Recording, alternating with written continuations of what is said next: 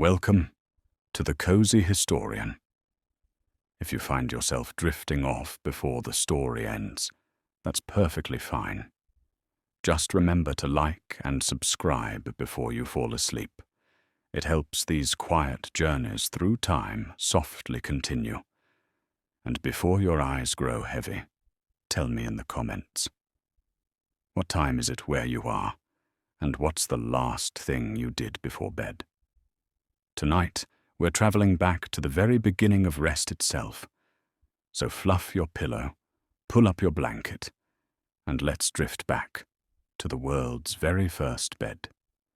But tonight, dear listener, after our soft glance at that earliest cradle of slumber, we gently redirect our lantern's glow toward something nearer, more intimate, and wrapped in sepia-toned nostalgia. We journey to the 1950s, into the quiet evenings of couples unwinding after long days of work, chores, and the rhythmic expectations of mid-century life. Let the soft steam of memory rise like a curl of warmth from a freshly brewed cup of evening tea. Imagine yourself standing at the end of a tree-lined suburban street, where the sky has taken on the gentle watercolor shades of pale pink and lavender.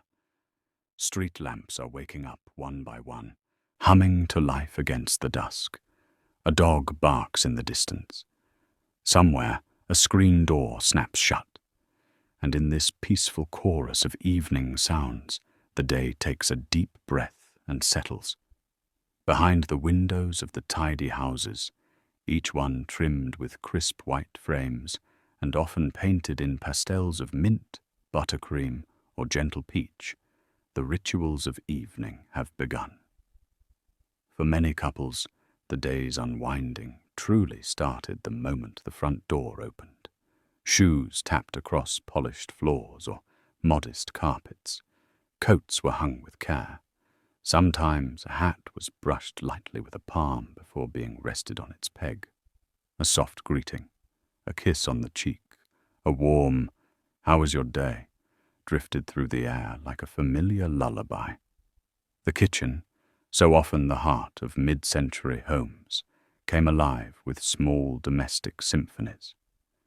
Imagine the clatter of pans, the hiss of a pressure cooker, the aromatic swirl of onions sautéing in butter, or a pot roast that had been simmering throughout the late afternoon. Evening meals were not only sustenance, but also a signal. The workday's chapter had closed, and the homeward ritual of restoration had begun. Even the lighting played its part. Overhead, fluorescent fixtures were common, but rarely favored for evening comfort. Instead, couples switched on softer table lamps, or the warm amber glow of a small fixture above the kitchen sink.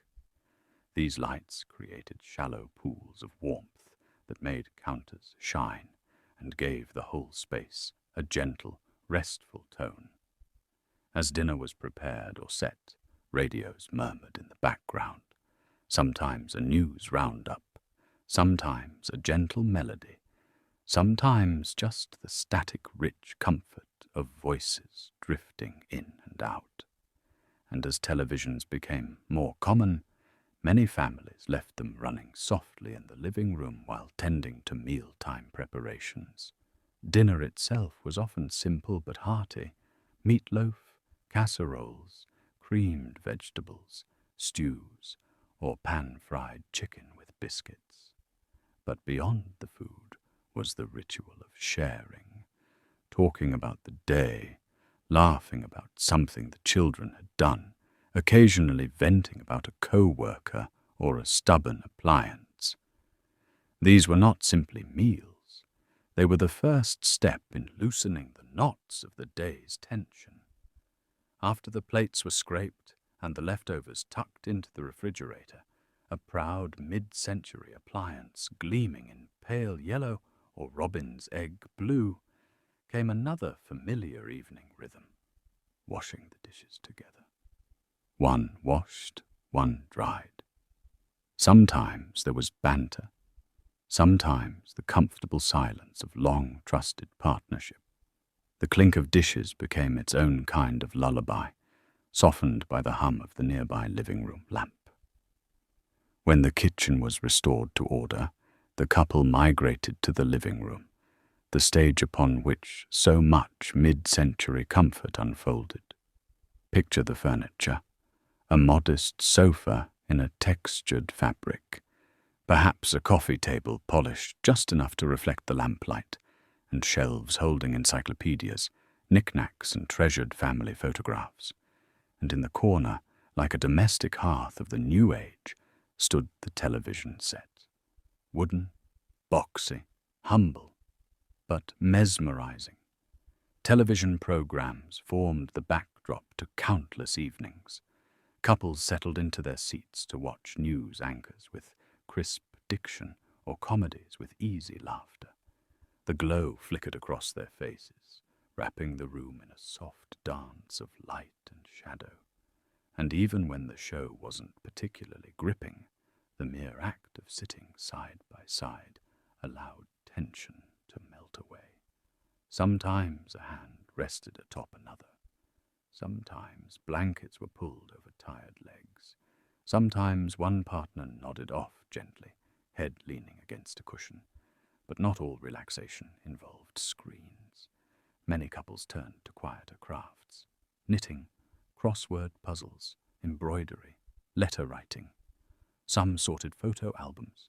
Some read novels or magazines. Life, Saturday Evening Post, perhaps a gardening guide or a devotional. The soft rustle of turning pages became another thread in the tapestry of evening calm. Evening chores completed, dinner digested, and the gentle entertainment winding down, the night deepened. A clock ticked in rhythmic certainty.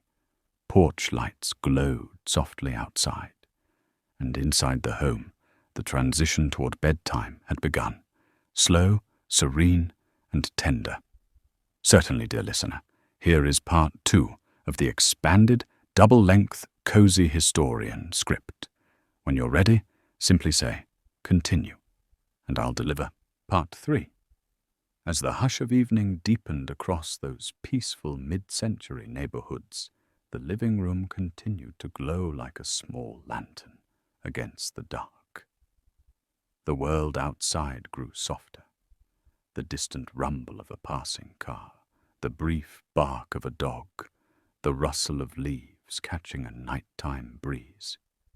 Inside, couples lingered in the warmth of their settled routines, savoring these quiet hours that seemed to slow the world spinning.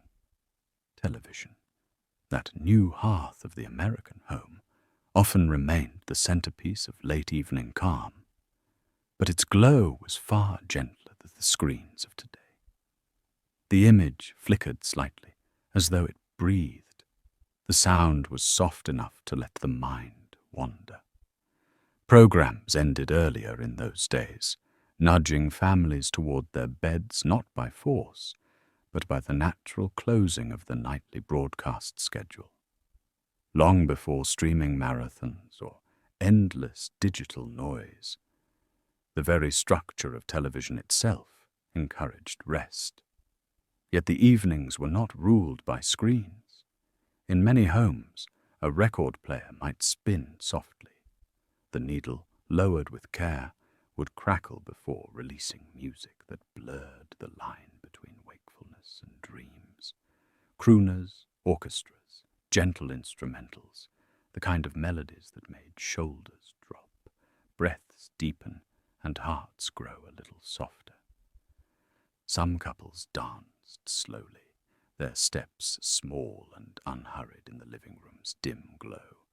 There was a special intimacy in such moments, nothing rehearsed, nothing grand, just two people moving together in perfect private rhythm. Even those who never dared to dance in public often found courage within the sheltered quiet of their home. Others preferred conversation, not the brisk discussions of daytime or the problem-solving of morning planning, but the drifting, reflective kind that surfaces when the mind begins to rest. They spoke of hopes for the future, of small triumphs from the day, of children, of friends, of ideas sparked by something they'd read. Their voices were low, as though respecting the night's gentle descent. And then there were the quiet couples, content to share space without words, to sit near one another, one knitting, one reading, one sketching a small idea in a notebook, one completing a crossword, was its own kind of closeness. Silence was not emptiness, but comfort, held like a warm blanket across the room. For those with children, the nightly routine often included checking in on sleeping little ones. Doors creaked softly open, and parents peered into dim rooms where the moonlight spilled across blankets in thin silver ribbons. Toys were gathered, perhaps tucked away. Small socks were matched and folded on the dresser. A dropped book might be retrieved from the floor. These quiet acts of caretaking were another form of unwinding, a slowing of the heart as one looked upon the peace of children at rest. Meanwhile, the house itself began its own nightly rituals. The furnace hummed gently to life if the evening was cold. Pipes whispered. The refrigerator clicked softly. Curtains were drawn, blinds lowered, doors bolted with slow, practiced motions. The home, like its inhabitants, prepared to settle into slumber. Eventually, as the night edged past the dinner hours and into the embrace of true evening, couples began preparing for bed. Not abruptly, but in small, unhurried steps that marked the gentle close of the day.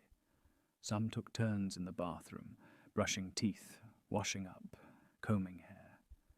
1950s bathrooms carried their own unique charm.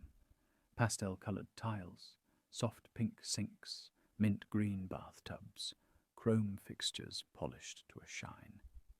There was a modesty to these spaces, no sprawling vanities, no bright lights, no endless rows of products, just simple routines performed with familiar motions. Many women brushed out their hair with long, relaxing strokes, sometimes setting curls for the morning or applying a bit of cold cream with soft circular motions. Men often shaved in the evenings, letting the soothing warmth of water wash away the roughness of the day. These small rituals were almost meditative, allowing minds to drift toward calm. Once ready, couples retired to their bedrooms, sanctuaries of soft patterns, gentle pastels, and modest comfort. Picture the spreads, quilted designs, florals, gentle stripes, pillows plumped neatly, lampshades casting slow spirals of golden light. A cross above the bed in some homes, a cherished photograph in others, or perhaps a wedding picture framed on a modestly decorated dresser. Windows remained cracked open in warmer months, letting the scent of night air drift inside. Lilacs in spring, cut grass in summer, crisp leaves in autumn. In colder seasons, the windows remained closed, but frost would lace delicate patterns along their edges. Once settled beneath the covers, many couples read quietly. Newspapers rustled. Magazines folded softly with each turn of the page. Books, often novels, sometimes devotionals, occasionally small collections of essays, were propped against pillows. Reading before bed was not merely pastime. It was a gentle stepping stone toward dreams. Sometimes, instead of reading, couples simply talked, softly, warmly, perhaps even sleepily. They spoke of plans, of memories, of shared stories from their past. The darkness encouraged honesty and closeness. The day's busyness had fallen away, leaving space for tender conversation. And then came the moment that truly marked the transition. The clicking off of the bedside lamp. The room dissolved into soft darkness, save for any amber glow drifting in from the hallway or the faint silver shimmer of moonlight through curtains. Silence expanded, but it was the pleasant, restful kind, the kind that fills a room like a deep exhale. Outside, the world was quiet. Inside, the couple lay close, or perhaps simply near, depending on their comfort and the lingering warmth of the evening. The night gathered around them like a blanket, stitching together the patchwork of their day. And so the house slept. But the story does not end here, for there is much more to explore in the deeper rhythms of mid-century evenings, in the subtle shifts of culture, expectation, and comfort, and in the quiet, universal ways humans have always sought rest. As the night continued its serene descent over the quiet mid-century streets, the world beyond each bedroom window became a soft watercolor of shadows and moonlit silhouettes. But in the hearts of those tidy 1950s homes, the bedtime ritual extended well past the simple act of lying down. For many couples, the minutes, sometimes hours, that followed lights out became some of the most intimate, reflective, and quietly revealing moments of the day. You see, bedtime in the 1950s carried with it a kind of sacred stillness. Even couples who had spent the entire evening side by side found new softness in the hush that settled over the darkened room. The day's busyness felt impossibly far away. Worries shrank. The mind, at last, could loosen its grip. For some, the bed became a sanctuary of whispered conversation. Couples spoke about things that did not surface in daylight, dreams they held privately, anxieties they felt embarrassed to admit over dinner, memories from childhood, or musings about the future. These hushed exchanges were stitched with pauses, sighs, gentle laughter, murmured reassurances. Many couples found that the darkness allowed them to be more honest, more tender, more vulnerable. Others simply rested in silence, attuned to the rhythms of the night. The ticking of the bedside clock became a steady heartbeat for the room, the distant whistle of a train rolling through town, a branch brushing lightly against the siding, the faint creak of a settling floorboard. All these small sounds formed the lullaby under which sleep approached gradually, respectfully. And sometimes there was the warmth of closeness, not rushed, not dramatic, but slow and deeply comforting. Partners curled near one another, sharing body heat beneath layers of blankets. In the cold of winter, this closeness was practically a necessity. In summer, a familiar ritual nonetheless.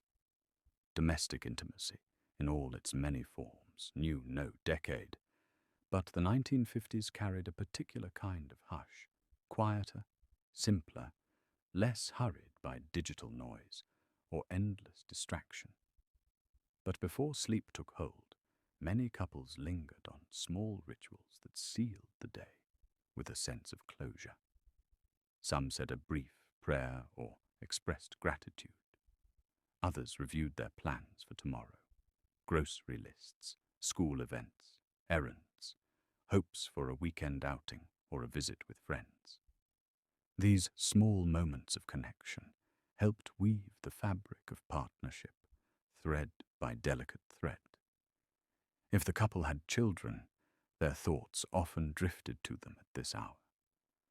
Parents wondered how the school day had truly gone, whether a child's new friend would blossom into something lasting, or whether they themselves were doing enough to shape a good and steady life.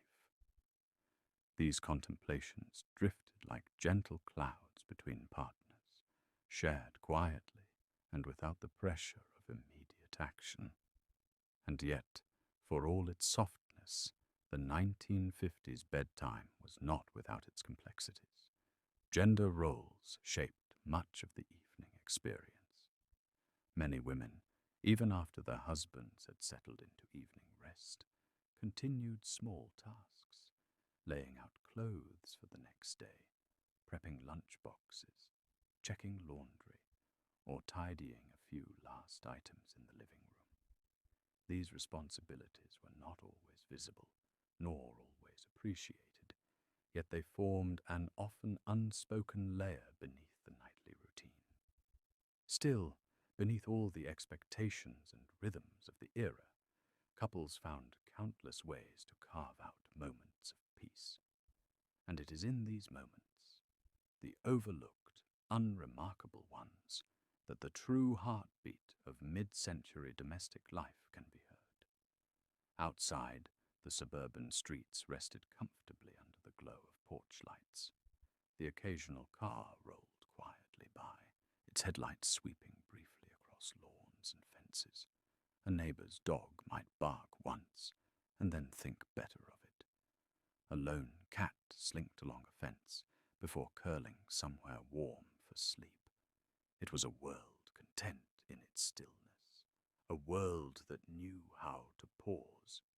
Back inside the bedroom, the couple's breathing began to deepen in sync with the shadows. The room was a cocoon of darkness, yet hardly empty. Thoughts wandered, drifting like soft ripples. The wallpaper's floral patterns, invisible now, seemed somehow still present, like gentle ghosts of the day. The rounded corners of the furniture, the smooth grain of the wooden dresser, the framed photos, the neatly folded clothing on a nearby chair. All these details held memories, comfort, familiarity. For some couples, sleep didn't come immediately. They might shift, stretch, find new positions. One partner might get up briefly to fetch a glass of water from the kitchen. The floorboards protested softly with each step. A lone street lamp cast a narrow silver line across the hallway floor. Even these small midnight wanderings carried their own kind of cozy charm. And in those quiet trips, one might glance into the living room, where the glow of earlier hours had faded into total darkness. The television sat silent, the lamp cooled the touch, the magazines neatly stacked. The house, having held its inhabitants all day, now rested as deeply as they longed to. Back in bed, sleep eventually claimed them, softly, gradually, respectfully. Dreams invited them into worlds as vivid as the one they had left behind, but far gentler in tone. Yet still, our journey through these 1950s evenings continues, for we have touched only the surface of the broader emotional landscape, the cultural backdrop, the deeper meaning woven into these nightly rituals, and the universal truths that stretch across decades of human rest. As the night wore on, the stillness of the 1950s home deepened, and a kind of quiet wisdom seemed to settle into the walls. For although each house along those peaceful suburban streets held its own unique story, the nightly ritual of unwinding was a thread connecting them all, a soft and universal rhythm, reflecting both the comfort and the complexity of mid-century life. Sleep, in this era, was not simply a personal necessity, but a cultural anchor. The decade was shaped by the memory of war, the rise of new technologies, the pressures of conformity, and the growing emphasis on creating a stable home.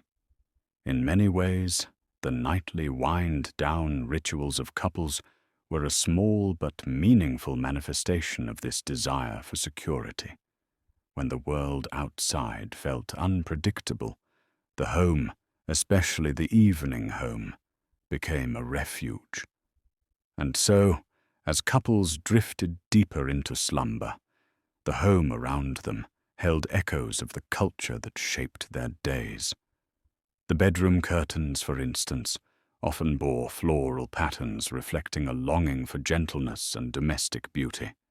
The soft pastel walls spoke to a cultural desire for peace after the stark greys and browns of wartime.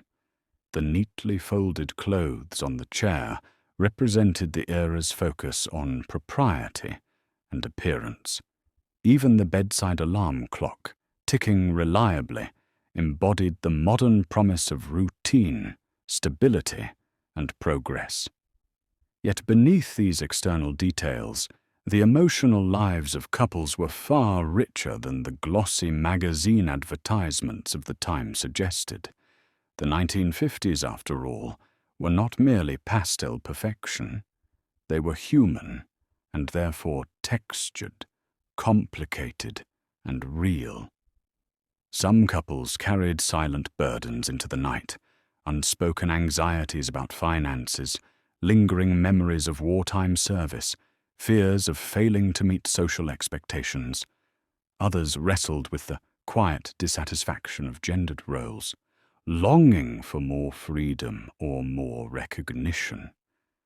And many, of course, sank gratefully into the simplicity of their evening routines, cherishing the safety of predictable rhythms after years of global upheaval. But whatever emotions filled their hearts, the night held space for them all. In the darkness, truth felt closer. Even without words, couples could sense the subtle changes in one another's breath, the quiet sighs, the tiniest shifts in posture. Sleep softened the edges of the day, making room for understanding. Sometimes, a partner would wake briefly in the middle of the night, stirred by a dream, a sound, or perhaps nothing at all. The house would be perfectly still. The moonlight would rest in thin beams across the carpet. The curtain might sway gently if the window had been left open. And in that moment, the person awake would feel a quiet connection, not only to their spouse beside them, but to the entire neighborhood, to the dozens of other households breathing in that same silent hour. Midnight in the 1950s had its own gentle magic. Perhaps a radio somewhere down the street murmured faintly before being switched off. Perhaps a neighbor returning from a late shift eased their car into the driveway as quietly as possible. Perhaps the distant hum of a train drifted through the night air, tying together the fabric of small towns and cities across the country. The couple, each resting in their own way, slept through these small nocturnal happenings, yet the world cradled them in an embrace of familiarity and shared experience. As dawn approached, the earliest light began to touch the edges of curtains and the corners of the room. Before alarm clocks chimed, before the coffee began percolating in the kitchen, the couple stirred gently, still nestled in the warm cocoon of layered blankets. Morning would come soon, with all its new responsibilities: breakfast preparations, commutes to work, school routines, household tasks. Yet for a brief moment, the early light brought a kind of stillness that belonged to neither night nor day. It was the soft, golden whisper of transition, reminding the sleeping couple that life was made of cycles, of busyness and rest, of striving and softness, of motion and pause. And the pause was essential. The unwinding of the evening before, the shared dinner, the quiet television hours, the tender conversations, the simple rituals of brushing hair and drawing curtains, had not merely filled time. It had restored the soul. It had created a space where the heart could settle back into its steady rhythm, where the mind could unfurl, and where two people could rediscover one another in the sweet, slow sanctuary of night. In remembering how 1950s couples wound down after a long day, we uncover more than nostalgia. We uncover a truth that lives within every era, that rest is both a physical need and an emotional art, that quiet companionship is a form of healing, that the smallest moments, a shared look, a gentle touch, a conversation whispered under blankets, can mean more than any grand gesture. And so, as our candle-lit journey through these mid-century nights draws to a close, may we carry with us a deeper appreciation for the rituals of rest, both theirs and our own. For though the world has changed in countless ways since the 1950s, the desire to unwind, to reconnect, and to prepare the heart for dreams remains beautifully timeless. And so, dear listener, as the candles fade and the night deepens, may your dreams be filled with the soft echoes of history. Until next time, sleep well.